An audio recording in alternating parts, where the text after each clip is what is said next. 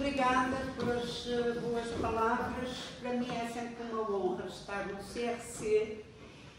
Gostava de dizer que o GRAU, que é o movimento a que eu pertenço, foi fundador do CRC, foi uma entidade fundadora enquanto GRAU, e eu neste momento faço parte do Conselho Consultivo do CRC. Eu vou fazer uma breve introdução, quem sou eu para falar nos sinais de esperança, fraternidade e paz. Então eu vou buscar alguns autores que talvez nos possam inspirar. Na altura da Quaresma, o nosso querido Frei Bento Domingos, também foi fundador do CRC, escrevia uma coisa muito interessante. Citava Manuel Bandeira, o poeta, e dizia: Manuel Bandeira, ao passar todos os dias em frente a um crucifixo que tinha em casa, pensava que um dia tinha que acabar com aquela imagem. Mas ao meditar no sofrimento de tantos seres humanos, desistiu. Aquela cruz falava de todos os crucificados do mundo. Viu que a sua tentação angelista era anti-humana e anticristã. E Frei Bento diz adiante: descrucificar o cristianismo sem descrucificar a sorte dos ofendidos é roubar ao mundo o último grito do infinito amor solidário. E mais à frente, nesta coluna do Frei Bento, ele diz, já estou a dar-lhe ordens: a esperança teologal é a virtude da aliança permanente com o futuro absoluto, no combate ao infortúnio e à morte. O tempo que vivemos está marcado pelo ceticismo perante a possibilidade de mudanças profundas, mas Deus convida-nos a nunca desistir da esperança. Eu tenho andado a ler o último livro de Alexandra Lucas Coelho, saiu há 15 dias e tem o fabuloso título Gaza está em toda a parte. Portanto, permitam-me que eu use este exemplo, até porque vi nas redes sociais que parece que vai haver alguma paz durante algum tempo em Gaza e vai haver novamente troca de reféns. Portanto, é um grito de esperança mesmo. Queria citar um autor israelita, pianista, diretor de orquestra, que é o Daniel Barenboim. E ele criou uma orquestra de judeus e árabes. Fundou essa orquestra com Eduardo Said, que é um palestiniano. E ele dizia: hoje tenho vergonha de ser israelita. A lei confirma a população árabe como cidadãos de segunda classe. Estou a citá-lo. Podem os judeus, cuja história é um registro de contínuos sofrimentos e implacáveis perseguições, permitir-se permanecer indiferentes aos direitos e ao sofrimento de um povo próximo? Passo à frente, tinha mais coisas para dizer, mas não faz mal. Eu tinha pegado nas palavras do título, eu gosto muito de ir ver o significado profundo das palavras. Esperança, sinal, esperança, fraternidade e paz. Eu só leio de fraternidade, não é preciso ir à raiz das palavras, é pensarmos na Laudato Si, do saudoso Papa Francisco. As outras palavras não vou. Gostaria de dizer algo que foi dito por um poeta português, dominicano também, como o é para adivinhar o espaço potencial de Deus que vem vindo e a comunidade o lugar de verificação da presença do Espírito. E adiante, José Augusto Mourão, a palavra prepara os nossos ouvidos e a nossa boca para a confissão e o louvor. E diz-nos também Francisco, ou disse-nos, a esperança cristã é invencível. É a certeza de que todos caminhamos para algo. Não o que gostaríamos que fosse, mas o que já é. Isto dava também pano para mangas. Há um autor que eu vi citado, desculpem, eu vou a lugares comuns, mas é mesmo assim, não sou investigadora nestas coisas, noutras fui, mas há um autor, um filósofo espanhol, que diz: só haverá cristianismo real quando existirem pessoas que, no segredo da sua intimidade, se atreverem a sonhar o impossível. E cito um poema, vou terminar, está bem? Cito um poema do Dom Helder Câmara. Para mim é um santo, pronto, é um santo Helder da Câmara, e que escreveu este poema: põe o ouvido no chão. Põe o ouvido no chão e interpreta os rumores em volta. Predominam passos inquietos e agitados, passos medrosos da sombra, passos de amargura e de revolta. Nem começaram ainda os primeiros passos da esperança. Cola mais o teu ouvido à terra. Prende a respiração. Solta as antenas anteriores. O mestre anda circulando. É mais fácil que falte nas horas felizes do que nas duras horas.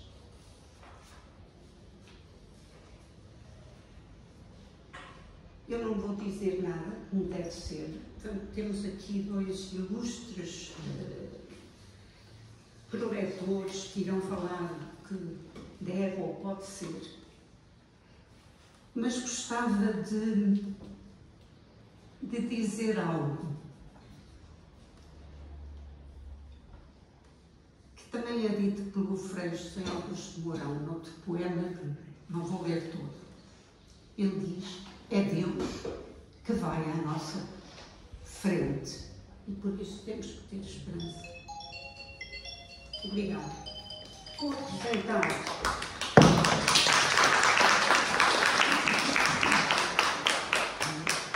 Vou apresentar os nossos convidados. O Cláudio Cid será quem intervém primeiro. Frequentou um mestrado integrado em Teologia e licenciou-se em Serviço Social pela Universidade Católica. Atualmente desempenha funções como assistente social do bairro Padre Alves Correia. Não é bairro? Pronto, Centro Padre Alves Correia, claro, da obra dos Missionários do Espírito Santo, que se dedica ao atendimento de pessoas migrantes. É um defensor dos direitos humanos, que no seu dia-a-dia tenta contribuir para que as pessoas possam ter uma vida mais justa, mais digna, mais feliz. E agora aqui um segredo. Nutre ainda uma paixão pela música, que é um dos seus hobbies fundamentais. É um dos membros do coro Solemnis, de canto gregoriano, tendo já participado noutros projetos musicais, como o coro das Jornadas Mundiais da Juventude. Estou a dizer bem? Ou a Escola Cantorum de Nossa Senhora da Conceição. Portanto, temos aqui alguém engajado na prática, no trabalho de transformação, mas simultaneamente aqui, eu diria, um homem espiritual. Quem gosta da música, pelo menos, é espiritual, a meu ver. O Padre José Frazão dispensa apresentações, mas é alguém que tem inspirado dezenas, centenas de pessoas. Eu digo isto com muita convicção. A mim própria, frequentei na Blutéria um curso que ele fez sobre as mulheres na Igreja. E eu raramente, que ando sempre nestas lutas das mulheres desde os meus 20 e poucos anos, não convém dizer há quantos, mas foi das pessoas que, a meu ver, trouxe uma abertura nova à questão das mulheres na Igreja. Não vou meter por aí, mas eu tenho artigos publicados na revista da Blutéria, que é a diretora. Um deles chama-se As Mulheres na Igreja, para lá de idealizações. Muitíssimo interessante. É autor de pelo menos 2 livros que eu já li, falo assim, porque deve ter muitas mais coisas publicadas. São 2 livros que eu recomendo. O primeiro, de 2013, A Fé Vive de Afeto, um título maravilhoso. E outro, de 2014, Entretanto, um título também maravilhoso, porque tem um tracinho entre e tanto. Ele é filósofo, doutor em teologia, foi provincial dos jesuítas entre 2014 e 2020, aguentou-se ali 6 anos. Acabei mal. Mas eu lembro de uma coisa que eu por acaso assisti em direto nas redes sociais. Ele foi durante a sua vigência como profissional que foi lançado o Ponto SJ. O Ponto SJ agora é uma referência para nós todos e todas cristãos. Foi na sua vigência. Se quiser corrija-me, mas pelo menos eu sei até que foi quando era provincial. E orientei, vou terminar, na Universidade Católica, um seminário temático com um título também muito interessante: Crise presente do cristianismo e forma futura da Igreja. Não pode ser melhor para esta última sessão das conferências de maio. E passo já a palavra ao Colado. Obrigado. Não sei se é melhor com ou sem microfone, embora não seja professor, acho que as aulas de teatro ajudam a projeção de voz. Eu quero agradecer ao CRC, na pessoa da professora Inês, que me fez este tão amável convite. Obrigado. E cumprimento os 2 oradores que comigo partilham esta reflexão sobre o tema, bem como a todos os que hoje, nesta tarde maravilhosa de segunda-feira, decidiram também connosco estar presentes. Obrigado. Bom, a minha reflexão incidiu sobretudo no Papa da minha vida, que é o Papa Francisco. Eu tenho 31 anos, estudei durante 3 anos de Teologia e sou católico. Felizmente continuo muito ligado à Igreja, e os ensinamentos, a pessoa, a figura do Papa Francisco marcaram muito, e arrisco-me a dizer, se calhar a todos nós. Serve de mote para esta minha reflexão o texto do Papa Francisco, quando teve hospitalizado, a última hospitalização no Hospital Gemelli, na Clínica Gemelli, e que escreveu ainda nessa condição o texto para a semana de oração pelas vocações, que foi agora em maio. Ele, a certa altura, escreve que não podemos ignorar o grito de tantos irmãos e irmãs que se sentem excluídos, feridos e abandonados. Arriscar-me a dizer, se formos resumir o pontificado de Francisco, esta sua grande preocupação pelos excluídos, pelos marginalizados, foi de facto aqui a bandeira do seu pontificado. Eu, ao ler esta citação, desta mensagem do Dia Mundial da Oração pelas Vocações, surgiu-me uma interrogação. Como é que eu sou um sinal de esperança? Como é que eu sou um sinal de esperança no meu dia-a-dia? Como é que eu sou um sinal de esperança nesta sociedade? Há relativamente poucos dias estive com uns amigos e naquele café que combinámos só se queixavam. Queixas que, a meu entender, grande parte delas fúteis. Quer dizer,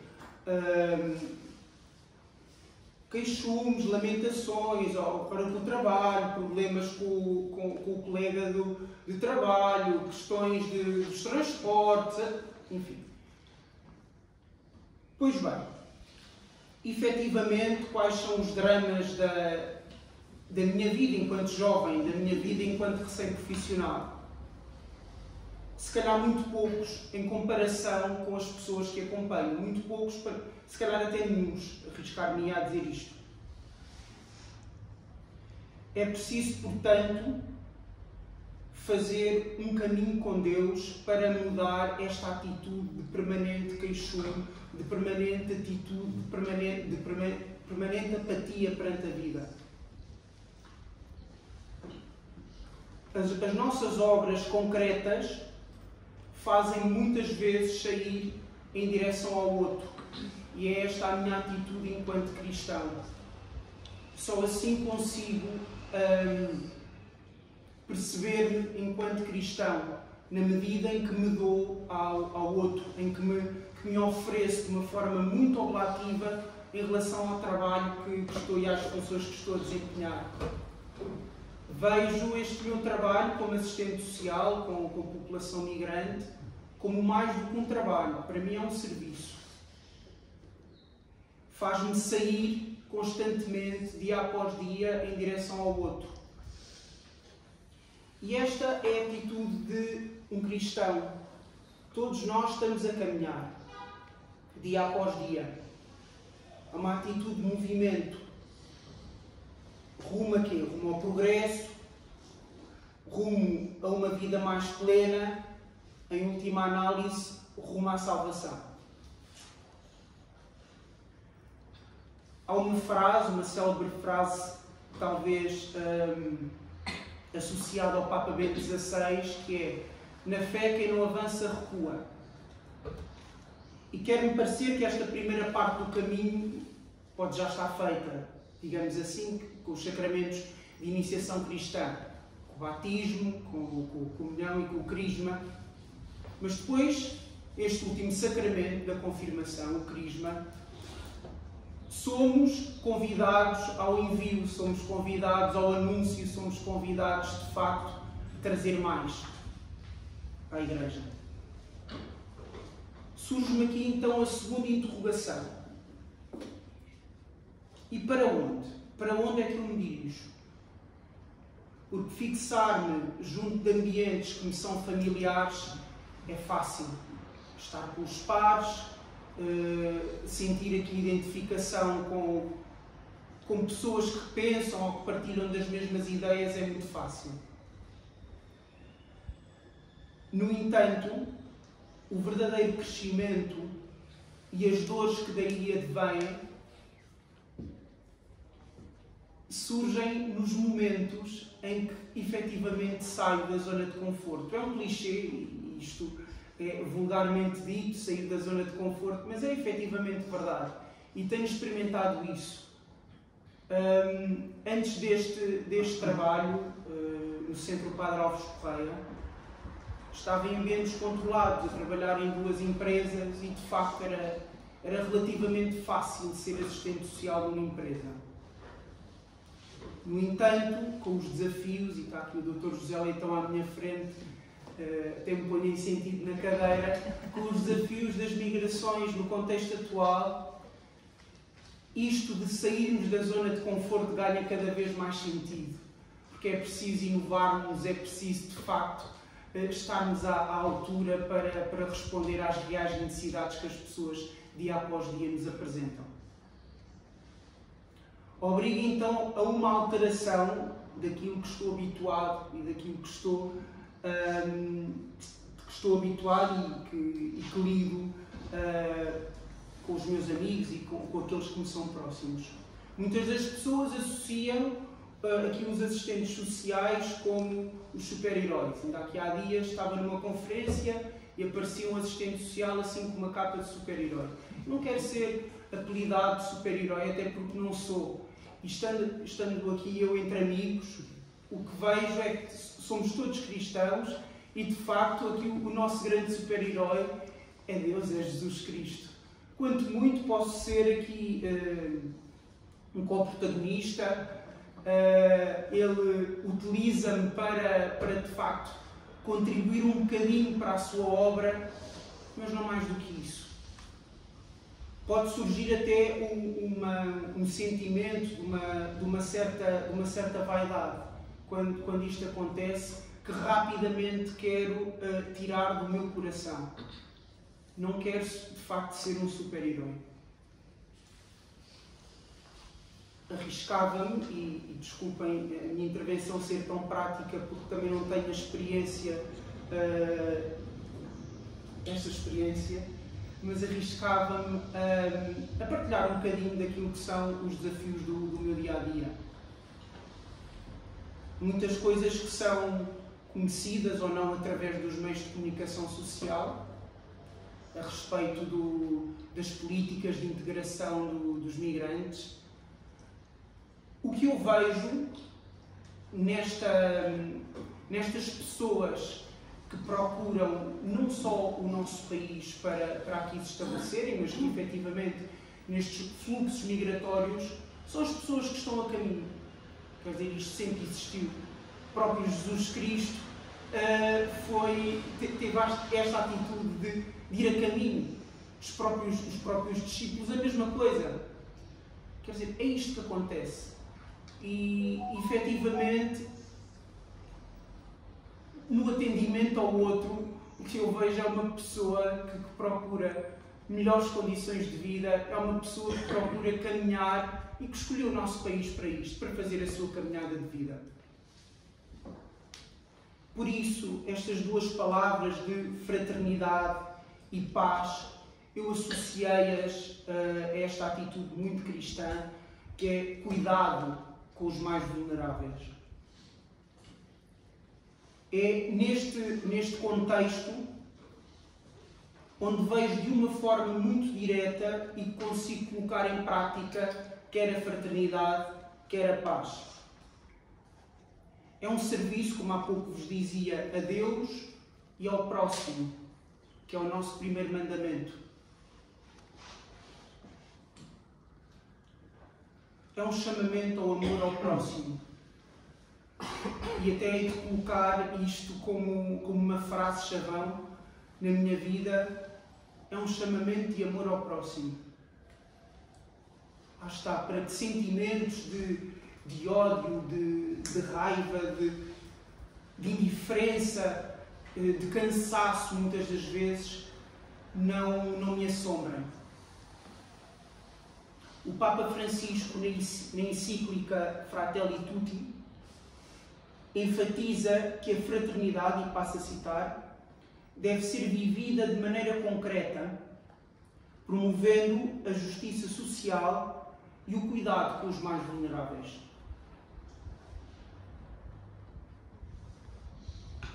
já fui dizendo aqui de alguma maneira como é que vejo isto a acontecer. Integrando e acolhendo é a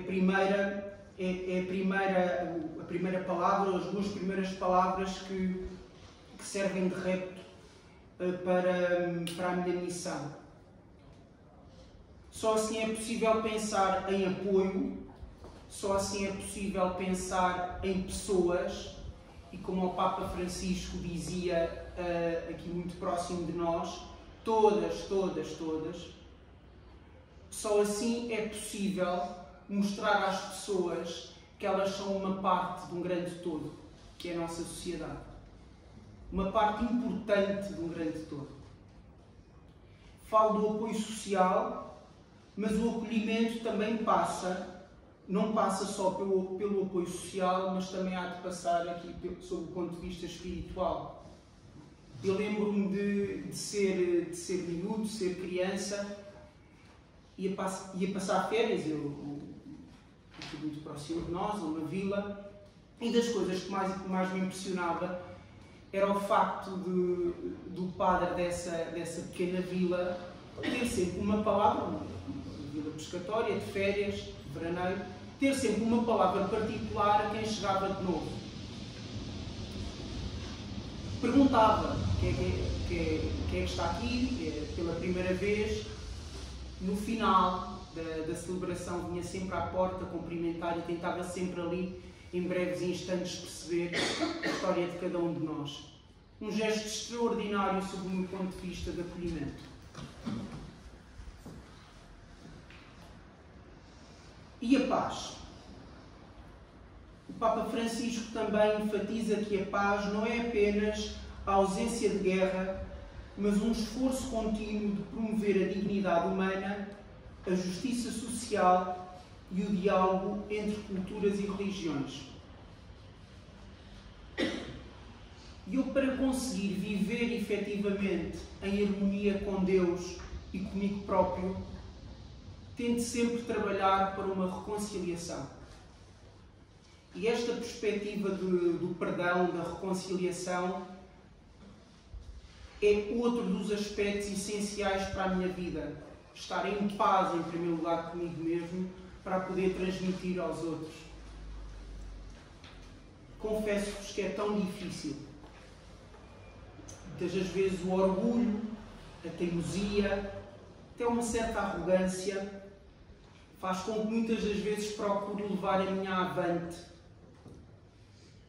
Em vez de trabalhar numa lógica de diálogo, de cooperação, pois só assim se consegue efetivamente contribuir para o bem comum, que são os chavões que tantas vezes se utilizam.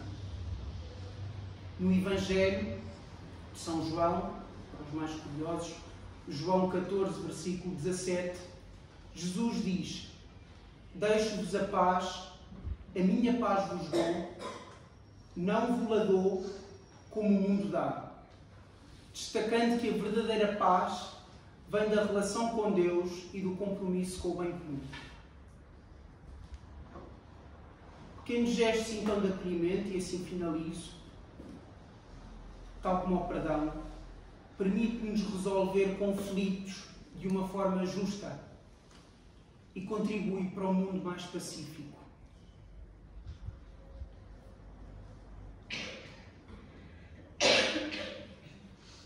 A paz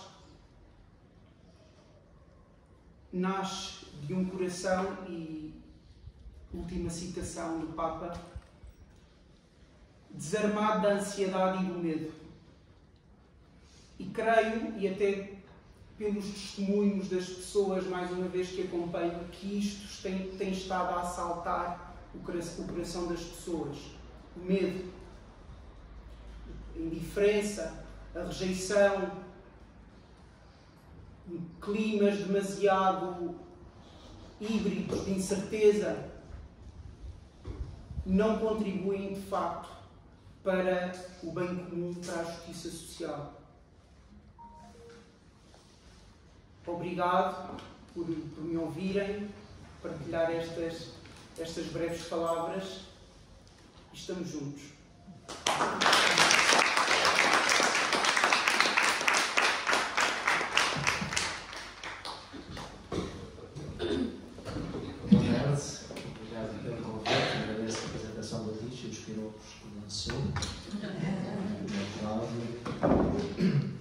dever de honestidade, as notas que trouxe serviram-nos já de uma outra apresentação em Coimbra, algum tempo sobre sinais dos tempos. Não é que tenha sido preguiçoso, mas também não conseguimos estar sempre a inventar a roda, mas pronto, por dever de honestidade, parecia-me importante fazer esta confissão. Então, se calhar coloco a questão mais no tema da esperança, sobretudo tenho questionado dentro da realidade com a qual vamos estando em contacto, se calhar na Palestina, por exemplo, ou na Ucrânia, em tantas partes do mundo que nem sabemos. E de facto, não termos um discurso, parece que por vezes na Igreja é sempre a nossa dificuldade. Nós parece que lançamos umas palavras sobre a realidade que a resolvem imediatamente. Se fôssemos todos bons rapazes e bons raparigas, tudo se resolvia. Parece-me que é falso e quase já inaceitável. Por isso, quando falamos da esperança, creio que parece-me importante dar densidade à questão. E talvez seja precisamente a angústia que move a esperança. O filósofo italiano Massimo Cacciari, que acompanho bastante, diz qualquer coisa do género: nós desejamos apenas quando consideramos impossível alcançar o que desejamos ardentemente.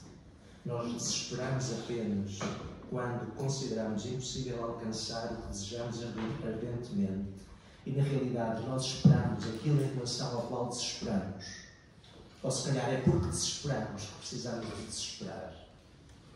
Perdão, é porque desesperamos que precisamos de esperar. Precisamente para não desesperar totalmente.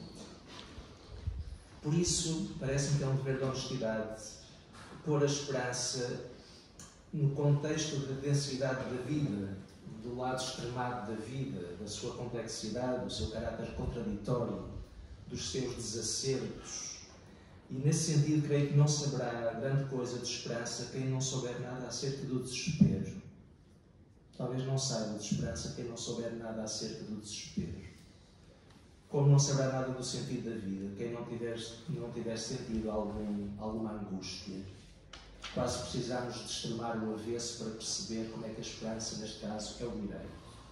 Mas, no entanto, não seria direito de nada se não pressupusesse uma convicção existencial, densa, do avesso.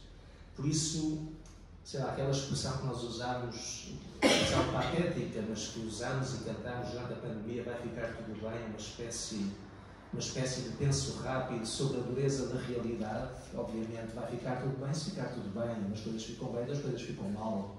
Parece de repente temos que ter uma humanidade perfeita, acabou a pandemia, já nos esquecemos sequer que houve pandemia. Pronto, é assim, pomos uns pensos rápidos sobre as feridas, quase para nos convencermos que a vida não é difícil, que a vida não é dura. E então dizemos vai ficar tudo bem, uma espécie de esperança infantil que não é esperança nenhuma. Ou então um certo discurso cristão que se projeta no futuro, no fundo, neste vale de lágrimas, eia pois advogada nossa, a oração da Salve Rainha, uma espécie de projeção futura de um céu, no fundo, nos faz suportar a desgraça do tempo. Pronto, o remédio é amargo, mas no fundo, o que virá depois valerá muito mais. Uma espécie de suspensão de um futuro bom que nos faz aceitar a desgraça do presente. Parece-me que tudo isso é um discurso muito infantil, quase insuportável para mim. E quando o registro cristão é posto neste lugar suportável, parece que o ateísmo é mais decente do que quase a fé. Houve um texto que por acaso acontece já, publicou pelo padre João Basto, padre do Diocese de Viana, que escreve regularmente no Observador, um padre muito jovem, mas que escreve muito bem, onde ele escreve precisamente meia página, é isto, impresso, é uma página, precisamente sobre a esperança. E eu acho que ele colhe aquilo que eu gostaria também de escrever, se escrevesse sobre a esperança. Ele diz o seguinte: a esperança tem sido colonizada pela autoajuda, quase reduzida a um final feliz, como quando voltamos a casa. Mas a esperança terá de ser, acima de tudo, a esperança daqueles que não regressam a casa, daqueles que não têm casa, daqueles que não têm hipótese de obter recompensa. A esperança, continua ele, a esperança é inversa do triunfo. A esperança que conserva o enigma, que não é repetitiva, que não é amena, que não é fácil, que é sem presunção, sem cinismo. Portanto, é isto que estamos a falar quando falamos de esperança. Por isso a questão é que esperança podemos viver no desespero. Que saída, nos becos sem saída. Que largura na estreiteza da realidade. Da nossa realidade atual, biográfica por vezes. Da realidade nacional, da realidade geopolítica, da realidade eclesial. Que abertura para a realidade tão estreita. Que respire para o sufoco de lugares demasiado estreitos, como uma doença grave, como a indigência económica de quem não tem trabalho e não tem casa, como a dor de relações afetivas desfeitas, quebradas, que respire para esse sufoco. Por isso, interessa-me perguntar, não tenho resposta, mas creio que a questão é assim, o que esperará e o que deverá esperar, ou como esperará e o que esperará um ucraniano, passado 3 anos de guerra. É da esperança desta gente que temos que falar, porque então é isso, eu penso rápido. Que esperança para um ucraniano que vê o seu país destruído há 3 anos e não vê perspectivas de alteração. Que esperança para um palestiniano que vê a sua terra reduzida a escombros. Ontem víamos a notícia de uma médica pediatra que tem 9 filhos e que os 8 foram mortos, sobrou um e o marido está entre a vida e a morte. Como é que eu posso falar a esta mulher de esperança? E, no entanto, é precisamente este ucraniano e esta palestiniana que precisa de esperança. Porque são eles que estão no desespero. Por isso, creio que quando falamos de esperança, estamos a falar deste lado contraditório. Não poderemos falar de esperança sem tocar no desespero, mas é quem está no desespero que precisa de esperança.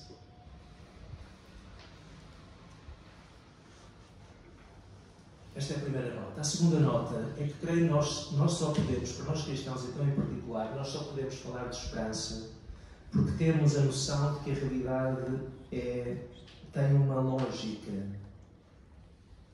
Porque nós, no fundo, partimos da confiança, nós partimos do pressuposto que a realidade é boa. Esta é a fisionomia da realidade. A realidade vem de uma palavra bem dizente de Deus, que quando é dita faz acontecer as coisas e as coisas são boas. Se nós não tivéssemos a convicção profunda de que a realidade é boa, ontologicamente boa, estruturalmente boa, não nos poderíamos escandalizar com o mal.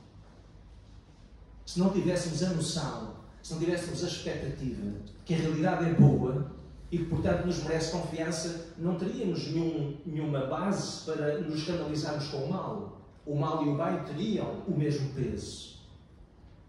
Só que nós cristãos em particular, acreditamos que a realidade é boa. O direito à realidade é que ela é boa. A natureza é boa. O homem e a mulher são bons. As relações são boas. E é porque nós confiamos, porque temos a memória do bem, que no presente mesmo do desespero podemos perspectivar um futuro bom. Podemos ter abertura. Precisamente, a esperança, creio que é o fruto da confiança. Só que nós cristãos não somos ingênuos. E por isso, se temos a convicção primeira de que a realidade é boa, que a bondade é o direito da realidade, nós também temos uma convicção existencial e tangível de que a realidade tem as suas corrupções, de que a fisionomia tem entorces, tem avessos. E por isso temos um contacto vivo com a graça e com a desgraça, com a graça e com o pecado. E é assim que gerimos a realidade. A graça e o pecado não estão ao mesmo nível. Se o pecado é original, a graça é mais original. Mas tendo a convicção de que a graça é original, nós temos, aliás, não precisamos ser muito inteligentes, percebemos que a realidade tem o seu avesso. Mas é precisamente a partir dessa convicção profunda de que a realidade é boa que nós podemos esperar, mesmo contra todo o desespero. Então, é isto que me interessa, ou que me parece importante, é neste terreno que me parece importante colocar a realidade. Citando ainda o João Basta, ele diz, citando Etty Hillesum, penso que serão, esta judia holandesa que acabou por morrer num campo de concentração e que nos deixou um diário extraordinário de caminhada espiritual, onde ela diz: a esperança não equivale ao conforto da rua estreita. Perdão, isto é João Bastos que diz a propósito de uma expressão de Cathy Hudson. A esperança não equivale ao conforto da rua estreita, como não equivale ao recuo ou à abertura de um portal mágico no seu termo. A esperança é o alargamento da estreiteza, porque Cathy Hudson diz assim: mesmo que só reste uma rua estreita, no campo de concentração, entre barracas, diz ela, mesmo que só reste uma rua estreita, por onde teremos de caminhar, por cima da rua existe, todavia, o céu inteiro. Então João Bastos, comentando esta expressão, diz que, de facto, a esperança é o alargamento da estreiteza.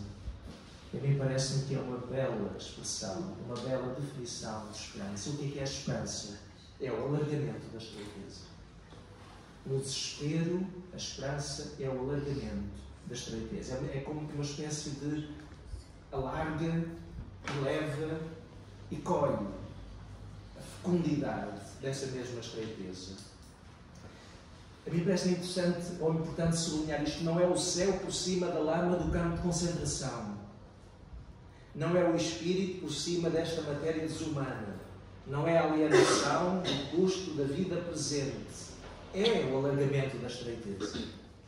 É a elevação destes abismos. É a fecundidade desta mesquinhez. É o profundo desta superficialidade. Porque talvez o ucraniano precise de encontrar esperança mesmo que a guerra não termine. O palestiniano precisa de encontrar esperança mesmo que aquela terra seja totalmente destruída. Esperemos que não seja. Mas é desta radicalidade que estamos a falar. Por isso a esperança não é o céu por cima, é o céu dentro. Neste sentido é incomparavelmente mais exigente. É o céu dentro. Como é que esta mulher, que perde os filhos todos, encontra esperança nesta desgraça? Por isso, quando falamos de esperança, é do alargamento desta estreiteza. A realidade continua estreita, mas ela alarga-se na sua estreiteza. A realidade continua sufocante, mas encontramos algum respiro dentro desse sufoco.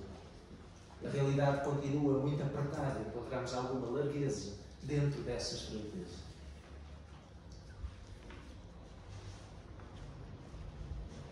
Quanto mais difícil talvez seja precisamente isso, reconhecer o dom que resta. Reconhecer o dom que resta na realidade, por vezes, cheia de desespero. E aqui parece-me que entram precisamente os sinais dos tempos, tipo de sinais de esperança na fraternidade e na paz. O que é que são os sinais dos tempos? Quando esta expressão, como tantas outras, nós usamos tantas vezes e parece que as deslavamos e já deixam de significar o que quer que seja. O que é que João 23 entendeu por sinais dos tempos quando introduziu esta expressão de uma maneira significativa na Pacem in Terra? Estamos em 1963. Sinais dos tempos são os sinais espirituais que o tempo dá. Para um cristão, o tempo dá sinais. Ou melhor, Deus dá sinais através do tempo. Sinais do tempo são os sinais de Deus, os sinais do Espírito no tempo. E, portanto, é impossível colher os sinais dos tempos sem atender ao tempo, sem prestar atenção ao tempo. Mais uma vez, qual é a largura desta estreiteza? Qual é o respiro deste sufoco? Qual é a altura destes espaços tão pequenos? Sinais dos tempos são esses. Que sinais Deus dá através do tempo? João 23 identificou 3 sinais nos anos 60. Isto é, sinais de Deus na realidade sociopolítica de então. Curiosamente, que até então a Igreja tinha considerado como erros modernos. Era a emancipação das mulheres, a presença das mulheres no espaço público é um sinal dos tempos para João 23. A emancipação dos povos que tinham sido colonizados e todo o movimento operário. São os 3 sinais que João 23, na Pacem in Terra, identifica como sinais espirituais daquele tempo, daquela realidade socioeconómica, através dos quais o Espírito Santo estava a falar antes de mais à Igreja. Por isso, quando voltamos à questão da presença da mulher na Igreja, não estamos quando colocamos essa questão, não estamos senão a tentar colher o sinal espiritual desta dinâmica cultural. Portanto, não é apenas uma questão de 2 ou 3 feministas, é uma questão de toda a Igreja. Se levarmos a sério o entendimento de João 23. Neste sentido, acho que esta é a questão que hoje nos cabe, me parece, colocar. Como é que o Espírito Santo, no qual acreditamos, a presença de Deus nas linhas curvas da nossa história presente, na nossa biografia, na nossa história coletiva como comunidade política, que é o nosso país, como nos movimentos geopolíticos, na vida da Igreja. E por isso não chegaremos a identificar esses sinais se não começarmos por prestar atenção à realidade. E talvez esta seja uma virtude espiritual não menor. Começar por estar atento, prestar atenção, dar tempo ao tempo, ter a paciência da decantação do tempo para não nos precipitarmos em juízos. A reivindicação das mulheres da igualdade com os homens no espaço público foi vista como uma reivindicação indevida, porque a ordem das coisas estava estabelecida desde sempre e para toda a eternidade. Toda a gente sabia que a mulher era inferior ao homem. Toda a gente sabia. Toda a gente sabia. E, portanto, é a atenção que faz com que talvez aquilo que sabemos tenha que ser convertido, porque há outras coisas a saber. E por isso a esperança nestes lugares é também a atenção à dinâmica, à fecundidade possível, à abertura, à largura que estes lugares estreitos têm dentro deles. E não parece que isto seja uma espécie de condescendência em relação à realidade, uma espécie de passividade, não é isso. É precisamente a esperança, assim entendida, é profundamente ativa. É um desejo de atenção e de contacto, para tomar posição, para fazer o que é preciso fazer, mas a partir não do negativo, mas da possibilidade que a realidade contém dentro de si mesmo. Neste sentido, não parece que os distraídos, os superficiais, os moralistas, os erráticos consigam gerir a realidade cultivando a esperança. Isso, nem os distraídos, nem os superficiais, nem os moralistas, nem os paternalistas, nem os erráticos conseguem gerir espiritualmente a realidade. Não cultivarão a esperança aqueles que tiverem estas características. Termino. Papa Francisco recordou à Igreja e recordou, através da Igreja, ao mundo que há 2 campos que precisamos de cultivar como campos através dos quais o Espírito Santo está a falar à Igreja. A humanidade que partilhamos e a casa que partilhamos. São 2 lugares que precisam de cuidado e de atenção. E, no fundo, creio que o Papa Francisco recordou algo que é comum e que nós, também nas dinâmicas sociais, nas dinâmicas culturais do Ocidente e certamente do nosso país, parece que perdemos que é o comum. Praticamente a realidade está reduzida ao público e ao privado. Ao público e ao privado. E o privado é o campo da reivindicação da tutela dos direitos individuais. E o público é a regulação dos direitos individuais. Quando o Papa Francisco compõe no centro da atenção a humanidade e a casa comum, está a recordar algo que não é privado nem público, é comum. A humanidade é comum. A um português, a um indiano, a um católico, a um ateu. A humanidade é comum. E a casa é comum.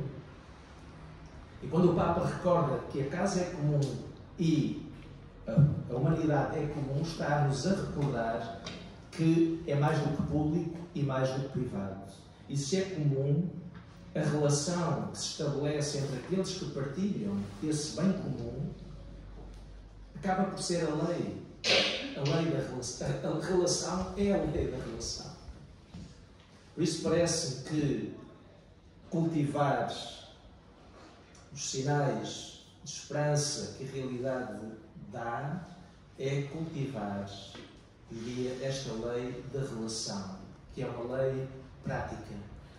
Não é uma lei declarada, é uma lei prática.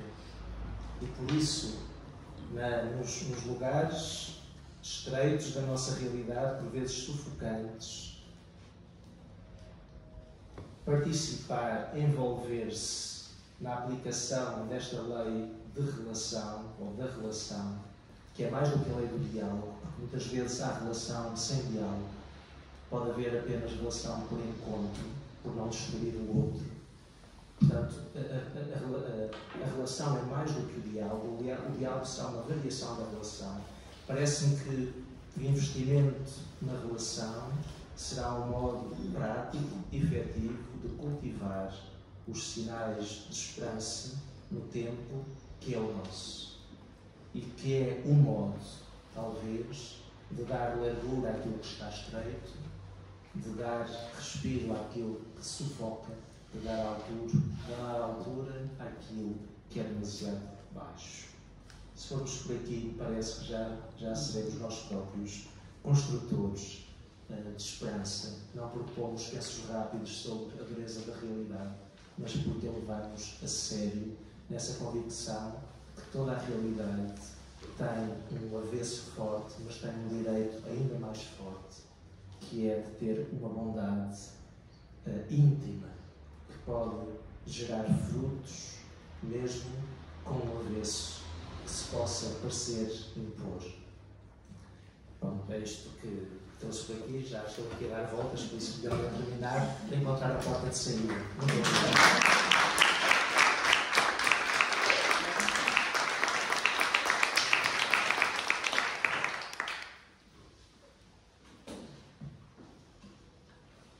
Posso deixar de dizer, estou um bocadinho embargada, mas pronto, foi dito pelos dois lados da mesa, me interpelou.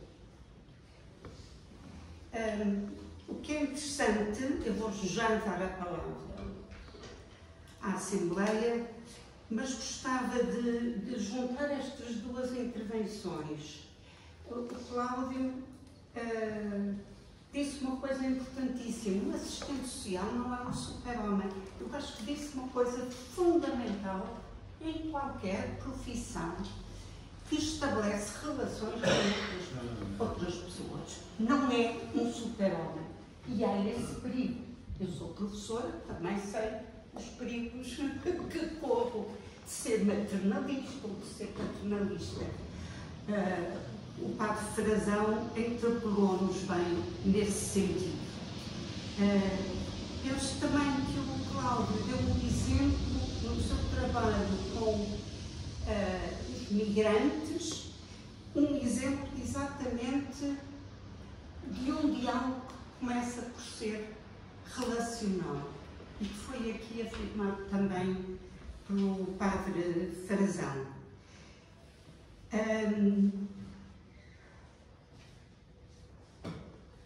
Este alargamento da estreiteza, para mim, é algo que se prende com o nosso percurso individual. Todos temos esta experiência de nos deixarmos ou convidarmos a alargar a nossa estreiteza. É tão fácil ficar estreita. E, por outro lado, este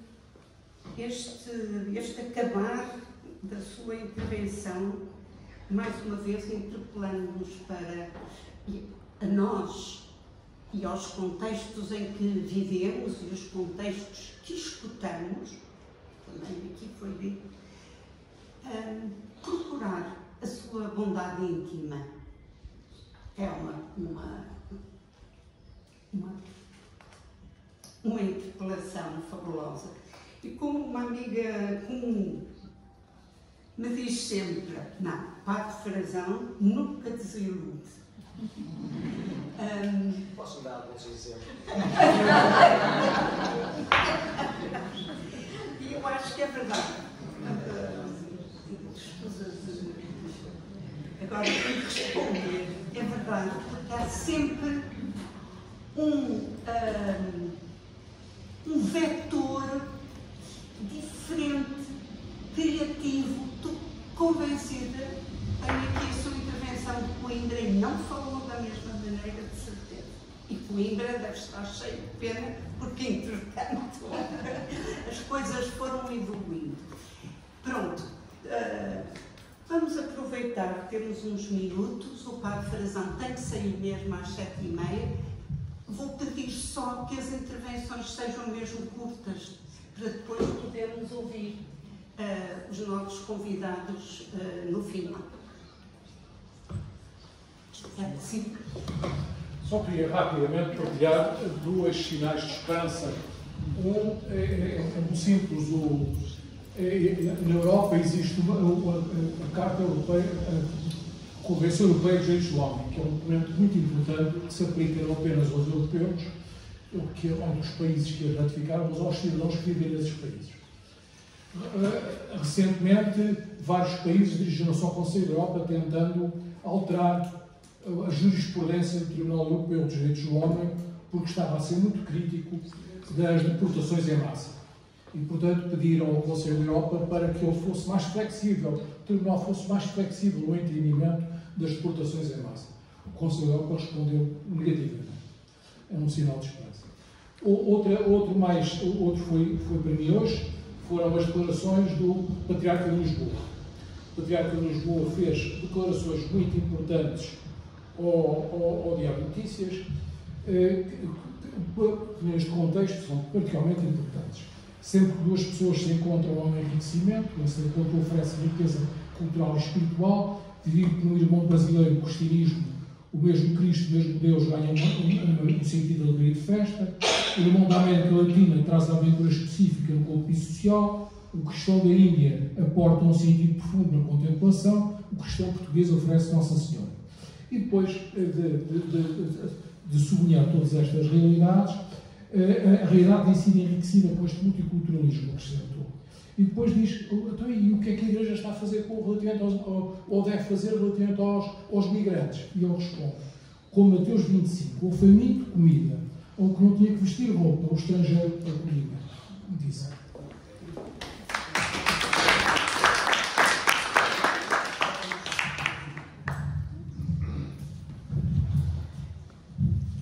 Padre Frazão, boa tarde. Quais são os sinais de Deus no tempo dados aos palestinianos quando a União Europeia, falamos aqui dos direitos do homem, defendidos pela União Europeia, naturalmente, está em silêncio, absoluto silêncio em relação, eu considero, o genocídio do povo palestiniano em Gaza. Há quem diga que os dirigentes políticos da União Europeia se querem, digamos, não querem ser culpabilizados de antissemitismo e por isso são calados. Ora, isto é de uma falsidade atroz, porque está em causa não é o povo de Israel, não é qualquer antissemitismo, o que está em causa é o governo de Israel, o governo apoiado no sionismo, que é o equivalente ao neofascismo que os alemães aplicaram aos judeus e que os judeus querem aplicar desde Tel Aviv até Bagdá. É o grande projeto do Sião, anulando e para já anulou o que estava ali mas digamos, desmunido que é o palestiniano. Isabel?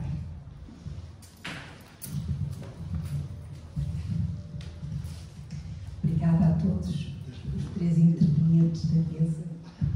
Todos disseram à sua maneira coisas desafiadoras e inspiradoras. Pensando nos imigrantes, no trabalho de que falou o Cláudio de acolhimento e de integração, é sobretudo em relação à integração que estava a pensar, a interrogar-me. E pensando no que disse o Padre Frazão, ou antes disso, pensando como em Portugal, neste momento, e na Europa, de uma forma geral, a dificuldade ou a rejeição do diferente, a integração dos imigrantes, o acolhimento dos imigrantes é uma coisa pontual e politicamente reprovável ou, enfim, não aceitável, contra a qual se insurgem algumas forças políticas, eu pergunto-me se os sinais dos tempos, não já os que viu João 23, mas se hoje em dia não seria, ou não será, não terá de ser um sinal dos tempos que nós lemos como cristãos, como seres humanos, a possibilidade de essa estreiteza transformada em alargamento, essa baixeza transformada em altura, etc., não terá de ser o aceitarmos de uma forma criativa, repensar as identidades nacionais, a identidade portuguesa, a identidade europeia, com a integração, respeitando as diferenças, portanto, uma integração que não é assimilação, o repensar uma identidade europeia, uma identidade portuguesa, com os novos dados trazidos de fora. E esse será o grande desafio de aceitar que Portugal já não é o Portugal daqui a 50 anos, que a Europa já não é o que foi, e que em vez de criar muros entre as culturas para fora, dentro da Europa e para fora da Europa, aderir, deixar de levar e aceitarmos ser uma outra identidade.